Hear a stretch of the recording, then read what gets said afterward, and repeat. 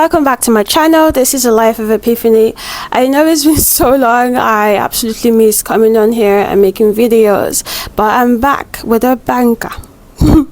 For all of you that have been following me from day one, I just want to say thank you, love you, and if you see my video for the first time, give me a chance to win you over, and if I do, support me by liking and subscribing to my channel. Let's go. So I visited a health clinic here in Abuja, specifically located in MKK Plaza in Gudu, and I went there for two things. I went there for my hepatitis vaccine shot, and I also went there for HPV screening. For those of you that are not aware, HPV is the human papilloma virus. I think it's important that I share my experience so I could also encourage other people to go do the same. I promise it's very cost efficient. Okay, so it's not something that you have to worry about. There's a short clip I made with the health personnel. I'm going to be sharing it right now. What is HPV? HPV is human papilloma virus.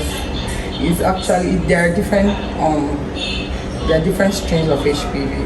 So, but the main one that causes that cervical cancer is HPV 16 and 18. 6 and 11 causes genital ones, but all those ones, their probability of causing cervical cancer is not that high as 16 and 18. So why is advisable for people to screen to know if they have HPV infection on their cervix is because it doesn't show, mostly they don't show any signs or symptoms. There are other symptoms the person might experience which is as a result of other infection. But for that HPV 16 and 18, some people that have screened, most of them didn't even know they have it. So till they get screened, that's why we always advise people. So far the person is sexually active. Welcome back. Here are the reasons why you should also go get tested for the HPV and the hepatitis. Now, I'm going to start off with HPV. HPV is a human papilloma virus, just as you've heard. It is also a common sexually transmitted disease.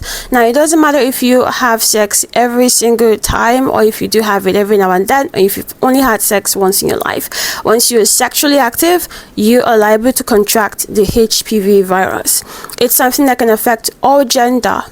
It doesn't matter what you identify as long as you're a human being, you're liable to contract this HPV virus. But there are unfortunately some complications more evident in women because it attacks the cervix. Let me explain.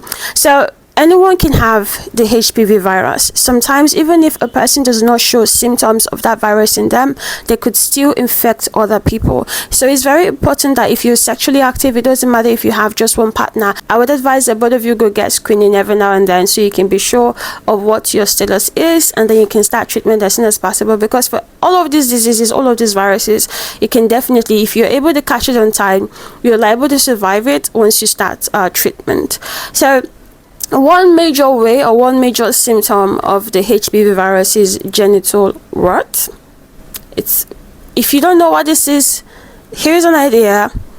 It looks gross, but I mean, it happens. There are high risk and low risk symptoms. So basically, if you do see the wart on your body, it's low risk because you're able to see it, you're able to tell, and then you definitely would obviously go to the hospital and then find treatment for yourself, right? But if it appears on the cervix, low chances of you finding it. The chances of you finding this is very low, and then you continue living because they could be the symptoms could not even show for years.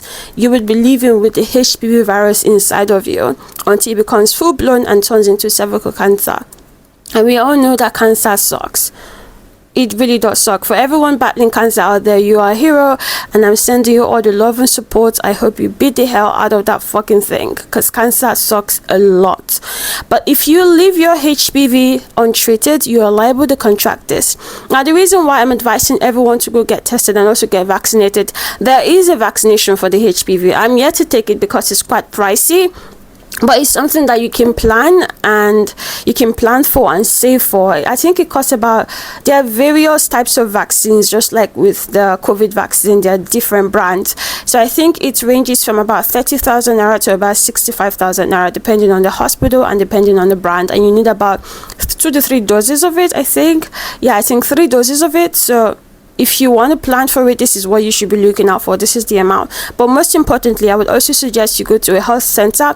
It doesn't have to be the female health center I went to, but if you're in Abuja and you want to go to a place where you would not be judged, a place where you would feel better, because it's only all women. If that's what you like, then you can visit the health clinic here in Gudu, MKK Plaza. I'm going to be leaving the address in the description box, so you can easily just go there. They also have an IG page, and they equally have a TikTok page as well. So you can also have access to general hospitals close by.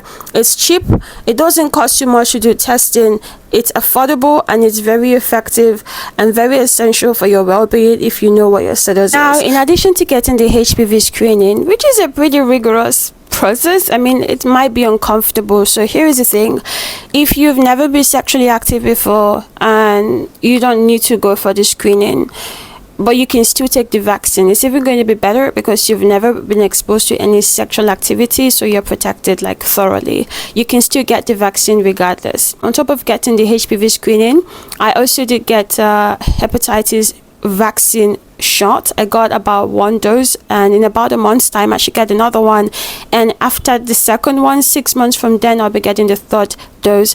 I don't know if you know this, but a lot of people might have like a little idea of what hepatitis is. I would suggest you go do some research so you can have a better idea. But hepatitis, if left untreated, it's worse than HIV.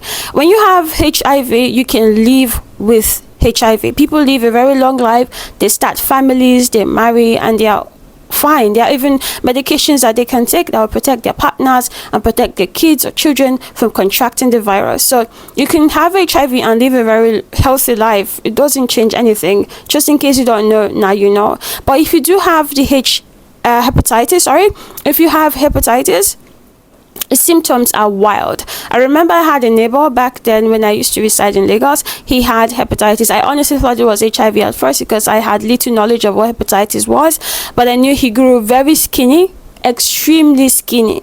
He was so thin, and we all thought he was not going to make it. But most people will talk about HIV, but you have to understand that your chances of surviving. Now, if you do have hepatitis, it attacks the liver. It is basically an inflammation of the liver. Now, there are some certain parts of our body that we can live without. You can live without your leg, without your hand, without even your eyes, but can you live without the liver? I don't think so. Once your liver is inflamed, you become extremely sick because then your immune system goes down, and the chances of survival are very slim, especially if you're not able to cope the symptoms on time. Now, one thing that a lot of Nigerians, including myself, is guilty of is whenever we fall sick, maybe we have a slight headache or we have runny stomach, instead of going to the hospital to do accurate tests to know what the problem is so we can get the right medications for that thing, we instead go to small chemists or small pharmacies, and then there's no testing done. They just look at you and they ask you questions. What are your symptoms? And you tell them, and then the next thing they tell you have malaria and typhoid.